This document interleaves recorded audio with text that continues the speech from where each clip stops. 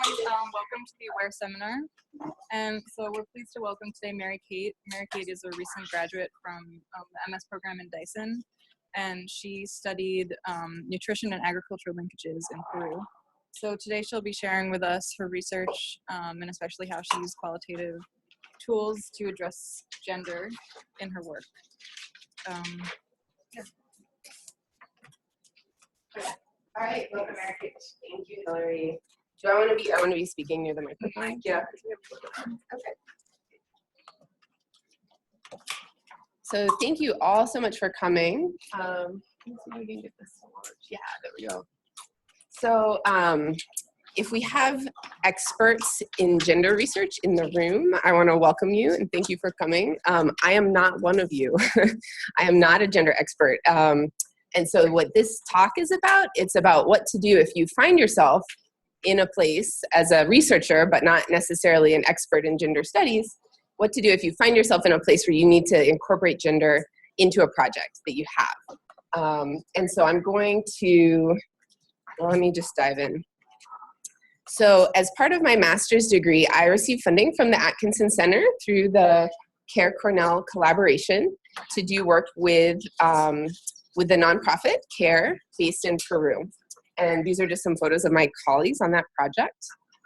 So I spent 6 months in the field in the city of Huancayo, and this shows that the region of Junín up in central Peru where I was working.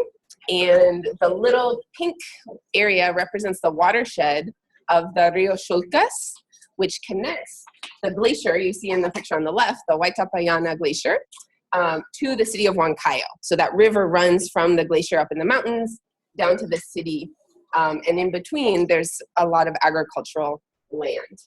And this is an area where CARE has had projects and interventions for a number of years.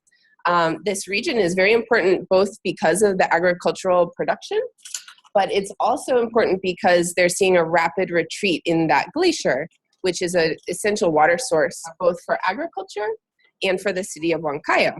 So that's why we're focusing in on this area. And working with CARE through this project, we came up with a number of objectives for this project. So the primary goal that we had was to use empirical tools to identify linkages between agriculture and nutrition in that little watershed region. And the primary research methods I would be using was household survey data, which I would be collecting in the field with a team of enumerators. And I'd be using econometric analysis to try to identify those relationships. I also was going to be focusing on production diversity and its relationship to dietary diversity based on kind of this literature that I have listed up there. There's been growing interest in that topic, and I wanted to build on an existing literature that I felt I could add to based on my own work. So the output of this research was to generate key insights that would help CARE. So we really had an applied goal with the work that CARE would be able to take what we learned and use it to improve their agricultural programming and make it more sensitive to nutrition. And CARE also has a very active role in policy development at the national level in Peru, specifically around nutrition. So we were hoping that the work could also help, that CARE would be able to translate our research into nutritional recommendations for policy. And then at the very bottom, you can see there was one more objective that got sort of tacked on at the end. So CARE is an NGO that has adopted sort of the gender mainstream approach, where they try to incorporate gender in every project that they undertake, whether it be health, education, agriculture, food security, what have you. And so it was very important to CARE that I also address gender in my work. Now, they didn't give me any indication of how I was supposed to do this, however, but they really appreciated the value. And as I learned more about it, so did I. The idea behind incorporating gender, most of you are probably familiar, but for any folks who are new to the idea of gender and its importance in agriculture, there can be gains both in terms of equity, understanding the the differential access to resources and assets between men and women in agriculture. So a focus on equity can improve not only women's roles in and of themselves, but also lead to greater efficiency in production. And so just in case I have to convince any of you of why gender in agricultural research is important, we know that women are very involved in agriculture, particularly across the developing world, although their contributions aren't always recognized because they're not always valued the same way as men's contributions, and the tasks are not always equally shared. We also know that women face restricted access to a number of key resources that anybody would need to be successful in agriculture. And there's some statistics that say that women, with equal access, women's productivity would increase dramatically. And then finally, men and women often are undertaking different roles in society, and that means that not only their access to resources, but also exposure to risk leads to variation in preferences and needs. So if we believe that it's important to incorporate gender in our research in agriculture, how do we do it? And especially how do we do it when it's maybe not our primary research question, when your team doesn't include a gender expert, and when your resources are limited, as we know they always are going into the field. So this is what came to mind, this challenge, when Devin asked me to share about my work with this particular group, because this is where I arrived at the end of my work, or through the process of my work, and I've spent a lot of time thinking about it, so I'm excited to share some of those thoughts with you. So the outline that I'm going to follow today, it's not really like a conventional seminar about my research. I am going to start by talking about my work and sharing some of the things that I tried to implement to address gender in my research, some of the results that I found, and then some of the unanswered questions that I left with. After that, I'm going to share some thoughts about different tools and resources that are things I sort of wish I had known about before I'd gotten started. So if there are folks in the room that are going to be doing field work in the future, I hope that these tools might be helpful to you. And then we're going to have some time to actually break out in small groups. And I'm going to give you all a scenario and ask you to chat about it with your neighbors. So I'm going to try to move kind of quickly through the content of the presentation and stop about 10 minutes. Yeah, I'll go for about 20 or 25 minutes and then stop so that you all can have time to chat. And then at the very end, I'm going to highlight a paper that I think is a great example of incorporating gender specifically into this study of links between agriculture and nutrition. If you do have questions, it's probably a good idea to hold them until the end so that we can get through everything and give you guys time to talk with each other.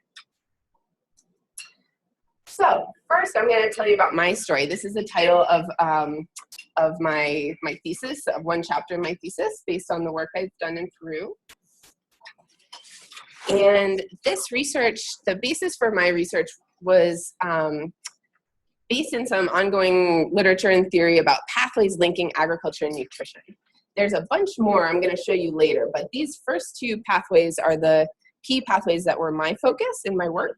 So looking at how the choices about what foods to produce can have direct impacts on what households are consuming and the diversity and quality of their diets.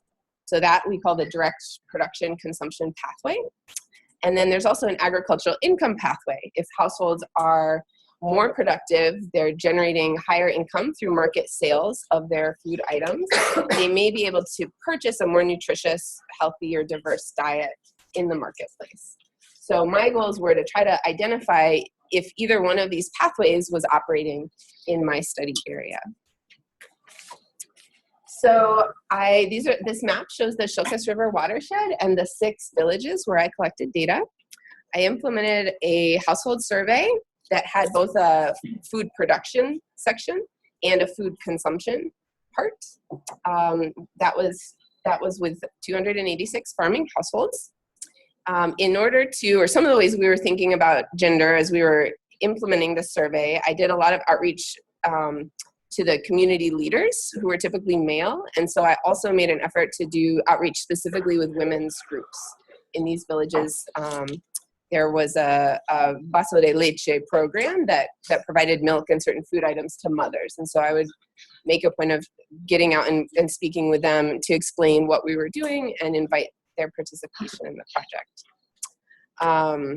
Typically in an economic household survey, we're looking at or traditionally, I guess, with a household, unitary household model, we sort of look at the household head and that person's gender.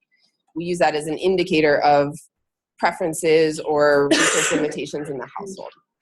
So I went a little bit beyond just recording the gender of the household head by asking folks about who was making some individual decisions in the household. So I recorded the identity and the gender of the decision maker around, or the first two decision makers around food production, so the primary farmer and the secondary farmer, and then also the gender of the person responsible for food purchasing, preparation, and feeding practices. And then we interviewed the decision maker rather than the household head. And so if there were two different people, one person that made agricultural decisions and one person that made food consumption decisions for the household, we'd interview two different folks. And then we also have disaggregated information about livelihoods, including off-farm income and other activities for each household member. So we can break that down by gender as well.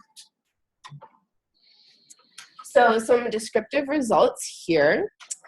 Although about 70% of households reported having a male household head, you can see that women are primarily making decisions about food purchasing and food consumption. And we see that the primary farm decision maker role was split about 50-50. Actually, slightly more women were reported as primary decision makers for farming.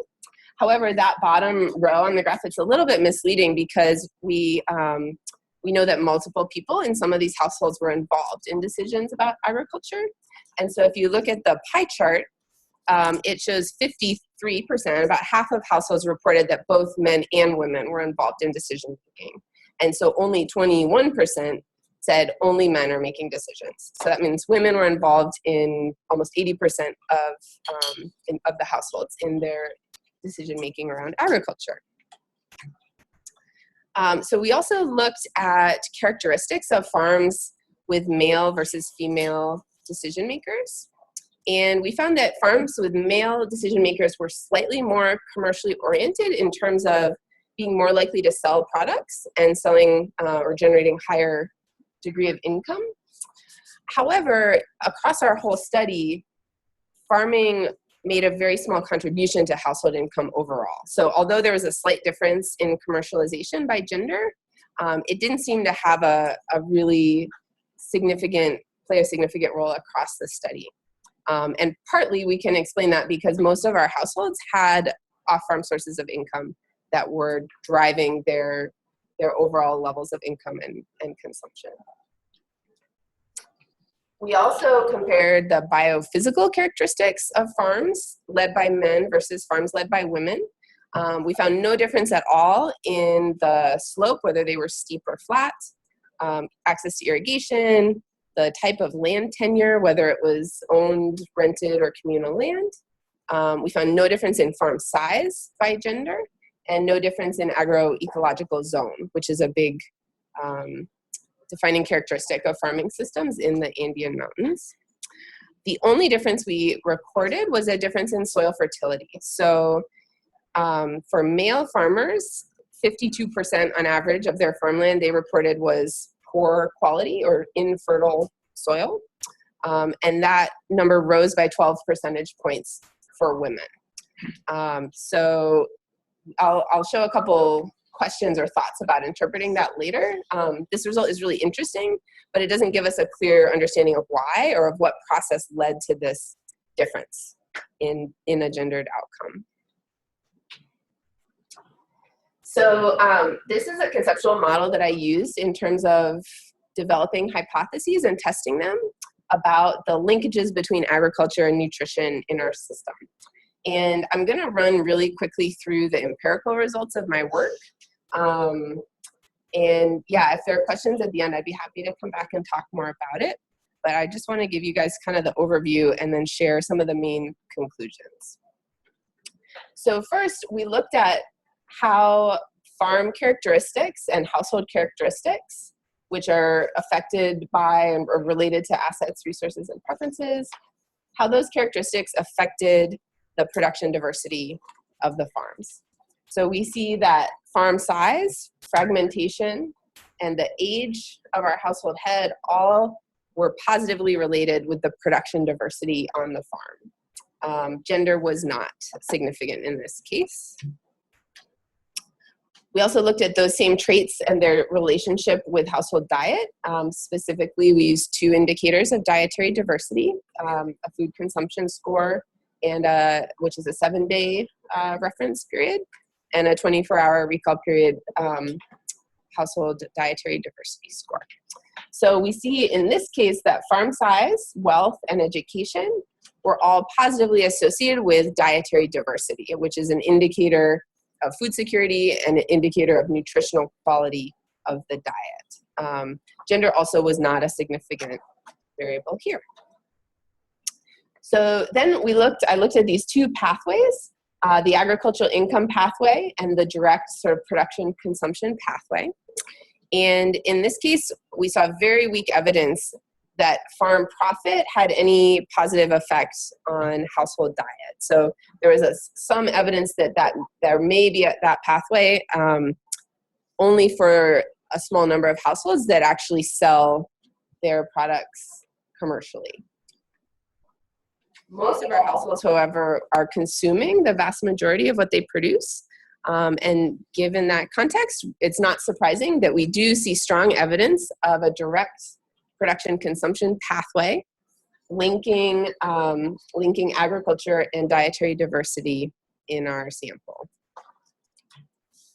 So the main conclusions from this exercise, from my thesis research, are that number 1, we do have potential to improve household dietary quality through farm diversification.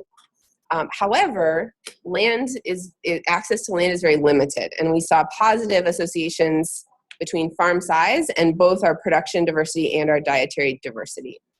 So investing in or working towards diversification has potential, but it may be limited by the small farm size and limited access to land. And we also see that off-farm income is more important than agricultural income for dietary diversity and food security for these households. So that leaves me with a lot of unanswered questions, however. Although gender was included in the analysis, it didn't really contribute to any of our major findings. We have some kind of interesting descriptive results showing some gender differences between men and women, but it's hard to know what to make of them without additional information about the context. So this is just a small sampling of my long list of additional questions that I wasn't able to address with the purely household survey method that I was using. In particular, understanding who's making what decisions. So we looked at decision making, but it could have been more detailed and more broken down by specific crops and livestock. And then I wasn't able to look at patterns of time allocation. And I'm really curious to know if farm diversification or other changes to production practices are going to affect men and women's time use differently, and if they're going to lead to different trade-offs for men and women between agricultural production time versus pursuing off-farm income or versus food preparation and child feeding. And then I also have unanswered questions about the statistic about soil fertility and understanding why or what process would have led to that particular outcome. So that's sort of where I got, as far as I got in my work in 6 months in the field. And now I'm going to share some thoughts and tools that I think I wish I'd known about and might be helpful to other folks going forward. So first, I didn't have a specific research question about gender. I was told to incorporate it, but I hadn't really developed a conceptual framework that included gender as a key element or a key pathway. So I want to just bring up these additional pathways that are hypothesized in the literature linking agriculture and nutrition, and 3 of them are specific to gender, and looking both at women's empowerment, access and control of resources, and also the effects of women's participation in different types of agricultural activities, how that affects their time and their physical health. So I also want to share this conceptual diagram, which is slightly more intricate than the one that I was using. And again, this shows the food production pathway and the agricultural income pathway that were important to my research, but it also includes a 3rd pathway, looking at women's empowerment. And then this level of detail in this conceptual model shows lots of different relationships that one could explore with both quantitative and qualitative research tools.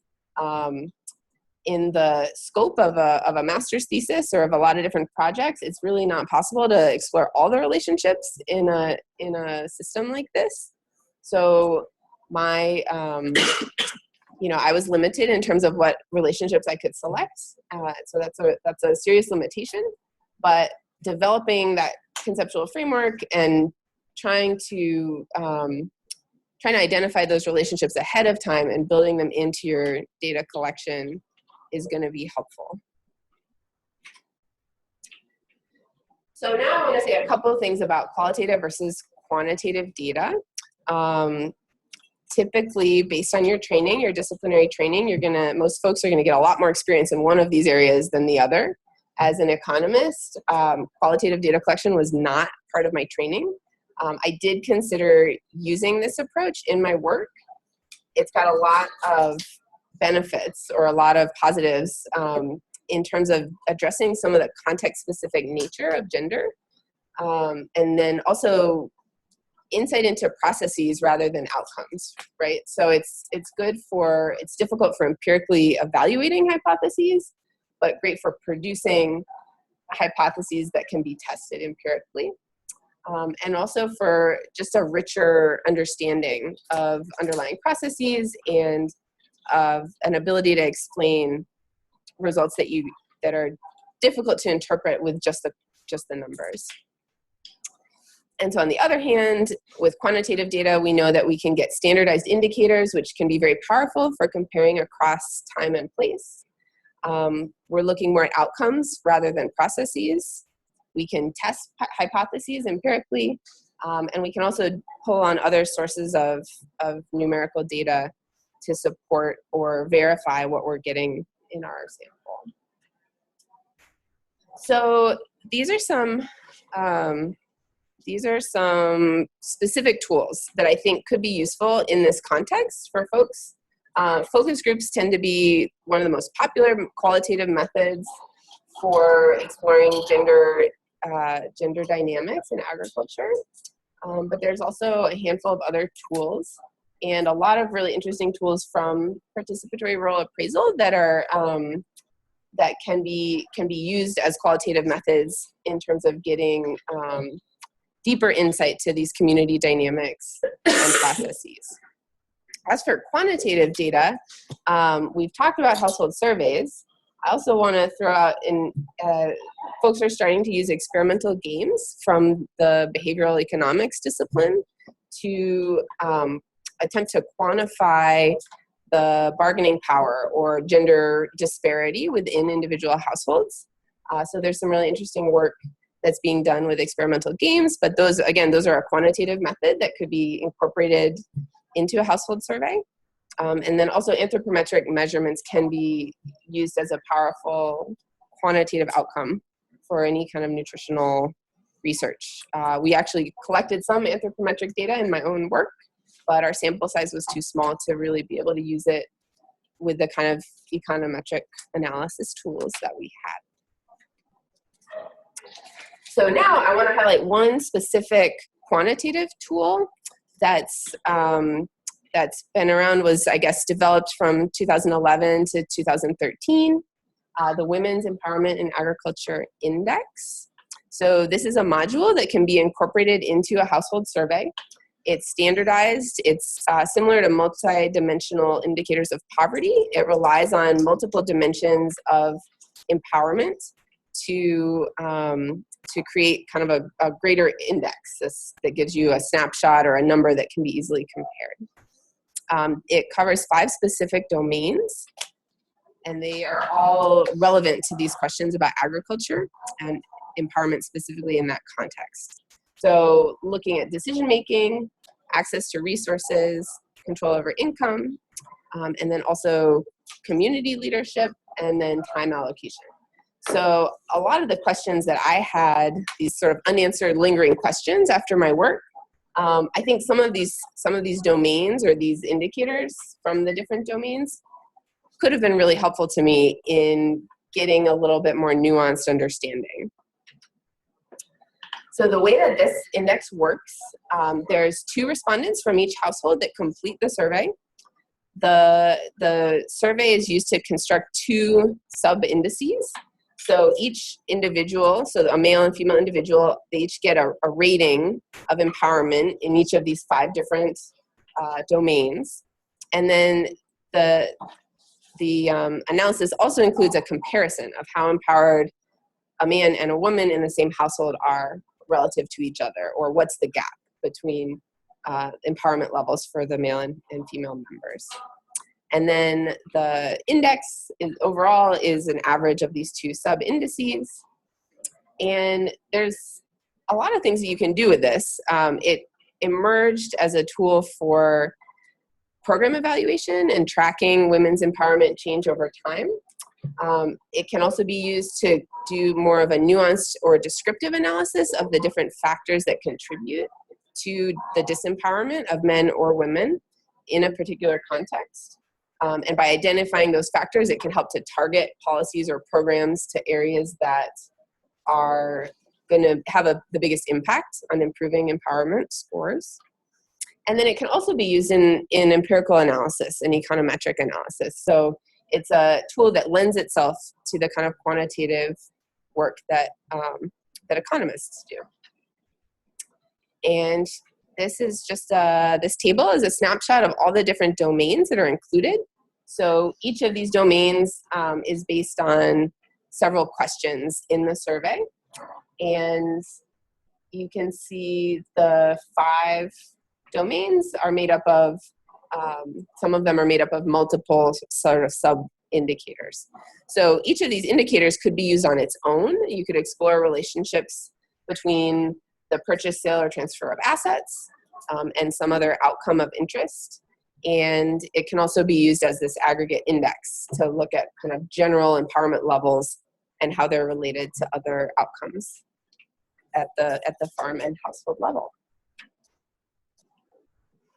So I just threw a ton of information at you guys, and now I'm giving you a scenario. So I'm going to read through this, and then you're going to break up into groups. If you're sitting near people you know, you might want to get up and sit with other people. But I'm going to give you context and then some specific questions for discussion. So this context might sound kind of familiar because it's based on what I experienced personally. So you are conducting a household survey. You have a partner, it's an international NGO, and you're studying this relationship in, pick your favorite country, between production diversity and food security. You're going to be doing household surveys in 6 villages. You have your primary research questions, and you have to incorporate gender. You absolutely have to, even though that's not one of your primary research questions. So you've heard about this Women's Empowerment in Agriculture Index. You're kind of excited about it. It sounds interesting, but it's too long for you to use the whole thing as part of your survey. Here's your assignment. So I want you guys to talk about, you've got a couple of research questions here. I don't really want you to talk about these research questions. I want you to talk about what additional research question could you add on and develop a hypothesis. If some of the questions that I provided, kind of my earlier lingering questions, could be good starting points, right? How is time allocation going to be affected by production diversity? How does, are there trade-offs between off-farm income and farm diversification? or come up with your own research questions. Then I'd like you guys as a group to sort of debate between choosing to add a qualitative method or a quantitative method to the household survey that you're doing. So this household survey is purely quantitative, and you can either extend it by adding a domain of the Women's Empowerment Index, or you can complement it by doing focus groups to gather that qualitative info. So if you can get all the way to number 3, you can talk about what information you would actually collect in, pick which domain would you need to get information about to answer your research question if you go with the quantitative method. Or in your focus groups, what kind of information are you going to need in order to answer a research question, whatever you came up with. And I'm hoping that in these conversations, you're also going to end up just talking about the pros and cons of these different choices and some of the tough decisions that you have to make when you have these kinds of limitations. So I'm going to leave this up here and give you guys, let's say 10 minutes to talk, or maybe 8 minutes, and then we'll share a couple of things that you've learned, and I'll float around and listen.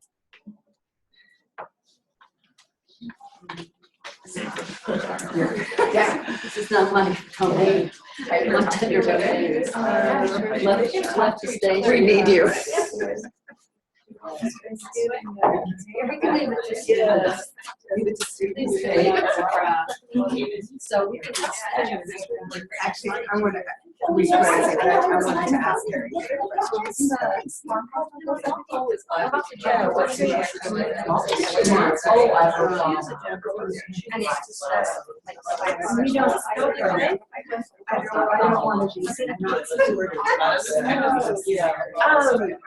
Very few hospitals had those types of animals, and I think they need treatment for this. I don't think anyone in that area was that hard. Oh, yeah. But if there were, it would only have been good question. They had their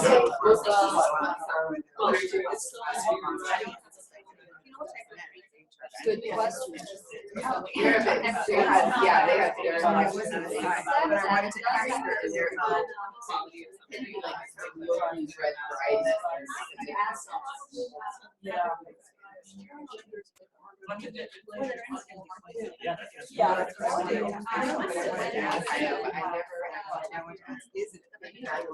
That's right. I mean, I spent about 15 years in one class. Yeah. So at this time, yes. Actually, I've done a lot of with care and with there's a lot of searching to look at what these social sciences. right. That's why she asked it. Yeah, I don't know if you have access to the latest survey data. From their work, we actually know what you said. Right. There's a lot of work that's already been done. Right, okay. And they've also done some work to how so that is missing here. I mean, there's plenty of work with care. I think which is all missing out. There's also studies on methodology.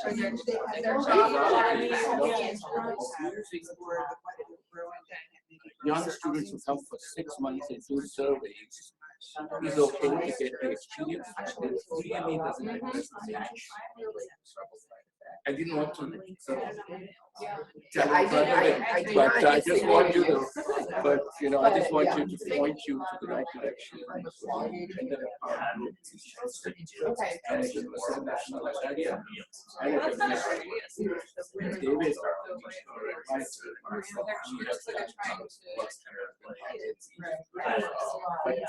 If you need any help, just let me know. We just complete or longitudinal impacts look at that Does grandma and treat you send it to me. Okay? okay? Here we are, one is my. They don't do Okay. Yeah. like how That would be really helpful. and then It might point to the causation of course.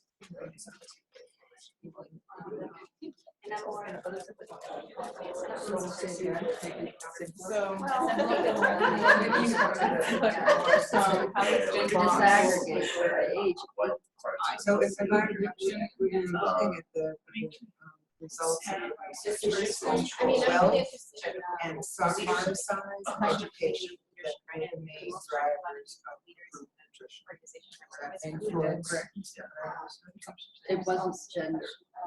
It was not Gender was it was not education, indicated. wealth, and Indicated. farm size. But the education things. Maybe within the house. That sort of If like women are deciding what they're Right. growing and buying, are you making more diverse?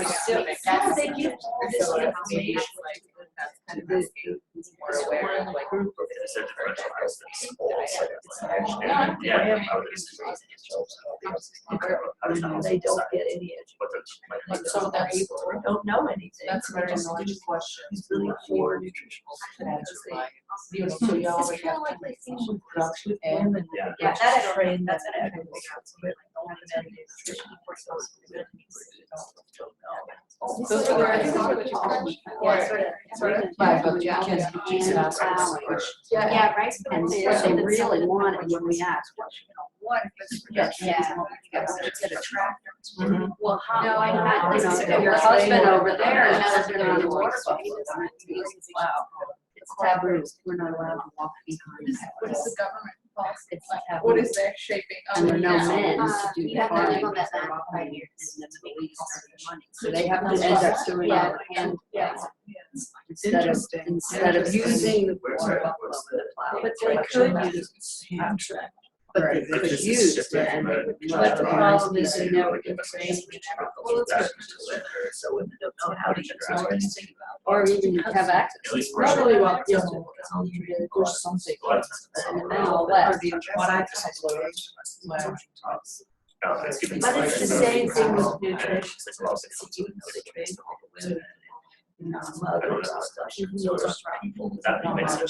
That are feeding the children.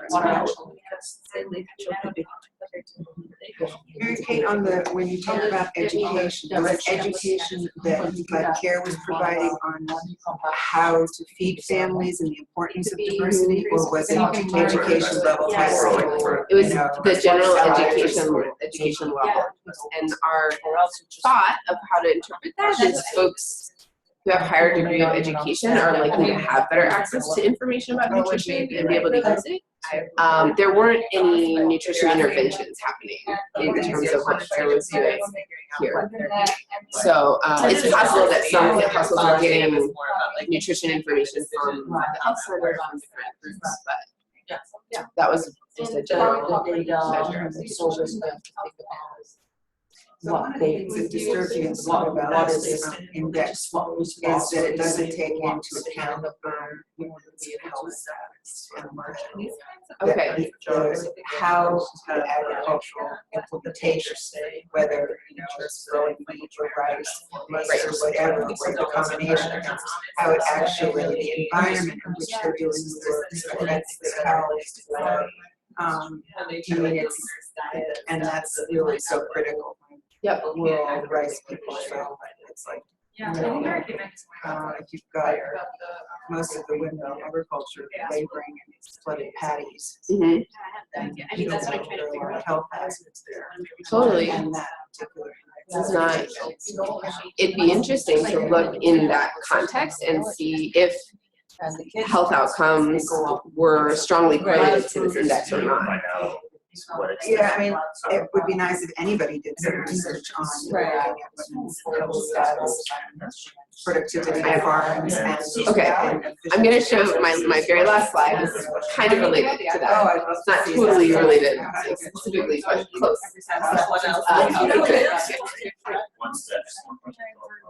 Okay, folks, I'm gonna have to cut you off.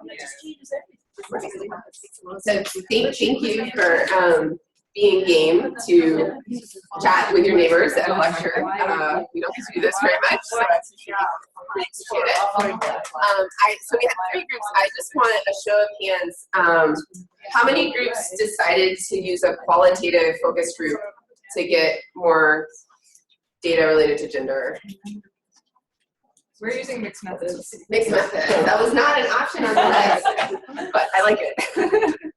Anyone? So did the other groups pick the index, empowerment, women's act? You didn't get that far. Did you guys get to the point of choosing one or the other, or just debating? We were more just looking at different research dimensions to look at, and, Okay. and so The we question. kind of skipped around between all 3, I would say, in a way. But Tell us the mixed method group. Tell us a little bit what your thoughts were. no, one question though, like, because we talked about your index, it looks actually fairly qualitative too. So that's a question we have, you know, it's a little bit, if you look at your index there, indicators, I mean, it could be, I don't know. It's Yeah, so there's as well. if this particular index is of interest to you, there's a handbook that explains how you can actually implement it in your research, and includes the survey questions. So you could go and look at those questions and see how they converted a question into how they converted each question into the indicators, into the domains, because it's kind of a convoluted process, but yeah, they quantify to some degree those topics. So I just have one slide left. Oh, question. How does one access the handbook? It's on my very last slide, the sources slide. So if we want to make this presentation available, that citation will be great. That citation will be available. So I guess I don't know if someone asked this, but I thought I heard a group saying, well, what would Mary Kate pick? What would her answer be? And so the example I'm going to show you, the success story, is actually the quantitative method, because I think it's really cool and interesting. But if I was able to go back and add one thing to my research in Peru, it would definitely be focus groups, because I think, and this is supported by some people writing on this topic, that mixed methods can be the most powerful approach, because both qualitative and quantitative data have their strengths and weaknesses. And I certainly would have loved to incorporate that had I had the time and the training to be able to do focus groups. But there's also a temporal dimension, right? So sometimes you don't know the focus group question you would ask until you get the confusing result that you can't interpret.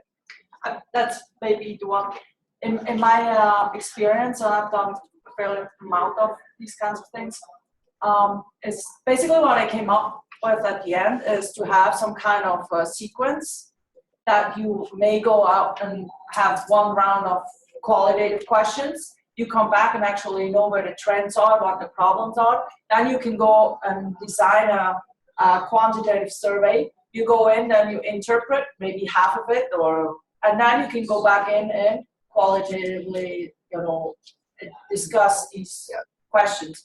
And so basically, when you design your research, design it even in small sequences, so you can come back and reflect on it, and then go out again and maybe talk to the same person again, or to the same group, so you kind of engage in that learning process. Yeah. So cyclical incorporation of both qualitative and quantitative methods. I like it. So just to close, I do want to share this one. It's a paper. It's also in my, I cited it here because I can't talk about it in very much detail. But it's a really neat paper that came out in 2015 based on household survey data from Nepal. This is a purely quantitative econometric paper. And it is looking at similar questions to what I was looking at in my work. So relationship between production diversity and dietary diversity. My indicators are at the household level. These indicators are actually the mother's dietary diversity and the child's dietary diversity. and it includes anthropometric outcomes for both the mother and the child. And so they look at the key predictor variables they're evaluating are production diversity, women's empowerment, which they use as the whole aggregate index, but they also look at individual indicators, and they test for an interaction between those two variables. So they're testing whether women's empowerment has any impact on the impact of production diversity. And they find a lot of really interesting associations that they do see positive association between production diversity and dietary diversity. A number of the individual women's empowerment indicators are associated with maternal nutrition. So group membership, income control, reduced workload, and the overall empowerment score are all better for mothers. And then we see that control over income is positively associated with the height for age Z-score. So that's an indicator of child nutrition or avoiding chronic malnutrition. We see the difference between men's and women's empowerment. When that difference is smaller, children have better health outcomes and better diets. And then this kind of the most interesting finding at the end is that there's would be a negative relationship between women's empowerment, or the interaction between women's empowerment and production diversity is negative. So as production diversity, where production diversity is low, women's empowerment is more important. And where production diversity is high, women's empowerment is less important on achieving good nutritional outcomes. So it's a really cool paper. It's the quantitative side, but one neat set of tools that are out there. And all my sources here, or some of them.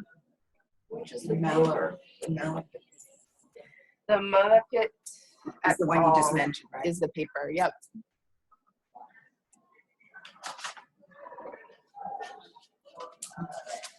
And I don't have acknowledgements up here, but I want to acknowledge Vicky Santos and Katie Merkel and Jane Tori and other folks that there are a lot of PhD students around this building and over in nutrition that are focusing even in more depth on these questions and have been really great resources and support for me. So thank you guys so much. Any questions? Yes, thank you.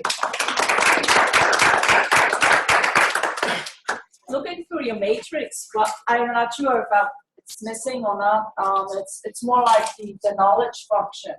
How much knowledge does a person have, or access to education, or access to information, which is also influencing them with, gender,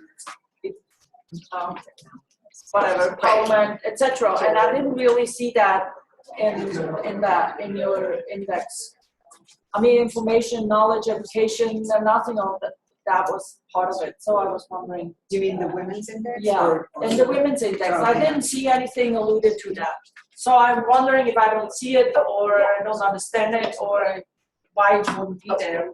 Wouldn't that be important? Yeah. I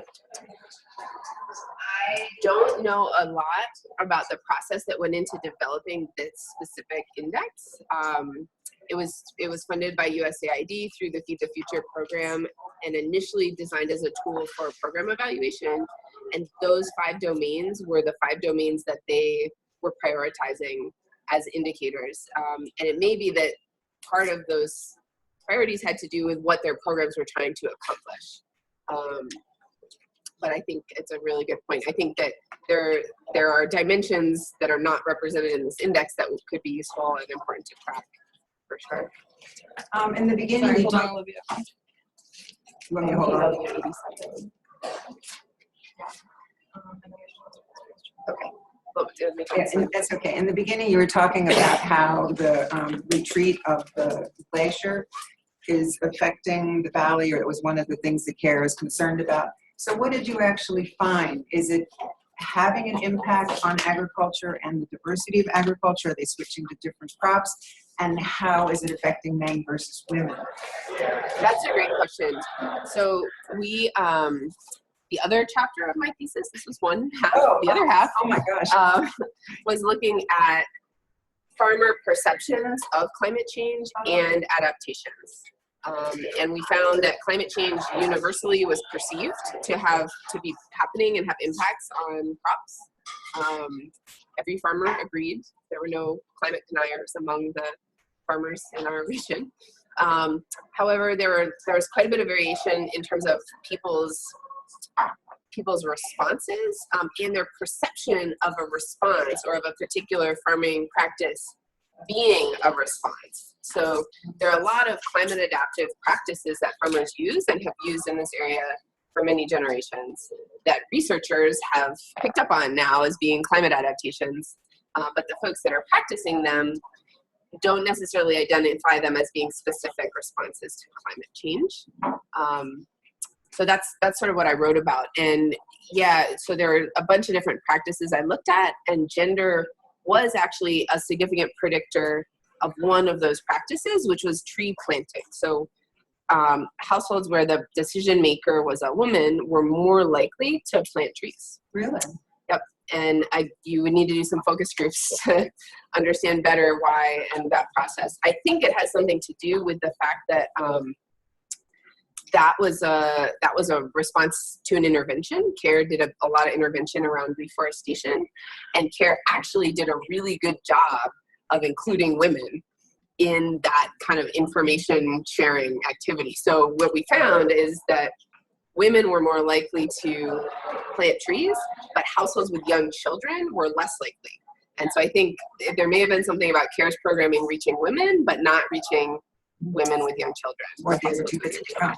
Yeah, so that's kind of a speculation based on the result, but yeah, I mean, it's interesting what the qualitative data can pick out, and then it's also limited when you have to interpret it without more context. Thank you. Do you want to have a question from your? Thanks to everybody who's on the webinar. I'm gonna answer one question here. Have you published anything yet from your work? Ha ha ha, that's a good one. Or is your thesis available? Yeah, so the thesis is available, and if you'd like to read it, you should just email me. I'm not sure how the best way for you to get it. I think it's posted on the CARE or on the Atkinson Center website somewhere, but feel free to email me if you'd like to see the manuscript. And I'm hopefully submitting one of my 2 articles or thesis chapters for publication in May. That's my goal. So I'm hoping to publish this particular work or submit this work to like a food policy type journal. So, but no, nothing is published yet other than our report. We have a project report out to the funders. Yeah, other questions? I have a question. What are the other things that not really just only for gender, but adaptations to climate change That we looked at? Yeah. So, Can you repeat the question? yeah, so there's a question about the climate change part of my work. Unfortunately, I have trouble fitting both of those things into one presentation because there's a lot going on. But let me think. The specific adaptations that we looked at were tree planting, use of native potato varieties, or other indigenous tuber crops, which tend to be hardier to frost and tend to be hardier to drought, with frost actually being a problem related to climate change and kind of unexpectedly, but higher variation in temperature is predicted to have more unseasonable frost conditions in that region. So we looked at tree planting, we looked at native potato and tuber varieties, we looked at irrigation as an adaptation, and we looked at kind of a bunch of different soil and water conservation practices, which we grouped together because there's more water, or why? The concern in this area, well, there's a number of different changes that are happening, and they're happening at high altitudes at a much faster rate than at lower elevations. They're going to experience higher variation in temperature, higher frequency of torrential rains and flooding and droughts. So soil conservation is a really serious issue. The glacier is predicted to disappear within the next 15 years. And so water shortage is expected to become a serious issue. So irrigation and any practices that can sort of mitigate water extremes and conserve soil are considered adaptations in that area. And then as well as choosing varieties that are adapted to withstand more stress. Wide variety of stress. Yep. Yep, heat stress, cold stress, drought stress. Yeah, well, if you have those adapted varieties, they're usually only good for one of those things. Yeah. Well, a lot of folks have switched over to modern potato varieties, which rate poorly in all of those areas. So the native varieties are certainly have been shown to have a lot of those traits, but people That's the future. You can mix the varieties. I mean, that's one other adaptation strategies with other crops. in terms of breeding or planting multiple. Planting, you plant different varieties, and then depending on how your climate will. There's variation in the study, but there are a very small number of households that maintained quite a wide diversity of different varieties. So most households' farming systems are fairly simplified, where they're producing 2 crops, and that might be one variety of potato and one variety of corn, or might be a native potato and a modern potato. They're pretty simplified systems. Yeah. So the potatoes for the market then, as well as to eat, or is it mostly? It can be sold in market. It's kind of it goes in your storage unit, and that's your savings for the next while. And most of the folks are actually consuming all of what they produce, but it's there if you need to cash it in. I'm just wondering whether markets for more diversified potatoes and roots, things like that, would make a difference in terms of what they grow. So I know there are projects they're looking at. Yeah, this particular area, I think what we found was that folks were diversifying their livelihoods more than their farms, and that the off-farm income was, we didn't look at that specifically in my thesis chapter, but that could be another paper, really, is looking at what are the factors that are predicting or influencing whether or not one or both spouses typically is going off farm to generate income, because the rate That's a is big very high. issue. It's the feminization of agriculture there. But we saw about 50% of households in our sample reported that there was a woman that had off-farm income, because they're very close to the city of Huancayo. So it's almost a peri-urban sort of farming context. So, Would they mostly go to markets or was or domestic? I don't know. There are a range. What would women report mostly? Yeah, not professional work, but yeah. Selling, yeah, it could have been in some, I mean, off-farm work could have been other agricultural labor. It could have been work, related to agriculture, but not on one's own farm. So probably for women, most of that off-farm income was also related to agriculture and food. Yeah. I just want to know, was that mostly Quechua area or? No. That Huancayo is very connected to Lima because of the road infrastructure, and so I think several generations ago it might have been predominantly Quechua. Group, are they just non-specific? I don't know. I don't know anything about Latin America. Well, yeah, it's very complicated. But they're comunero groups. They're considered communities that farm and that have communal land. So their identity is tied to that land. But these groups are Spanish speaking. They're actually, the Huanca people were a pre-Columbian, pre-Incan group that was based in Huancayo. And so the folks there, even that do not speak a traditional language, there's still like a strong influence of the Huanca culture. They were very resistant of the Incan conquerors, and so they have a lot of pride in their resistance. Yeah. Well, Yeah, thank you so much. Yeah, thank you.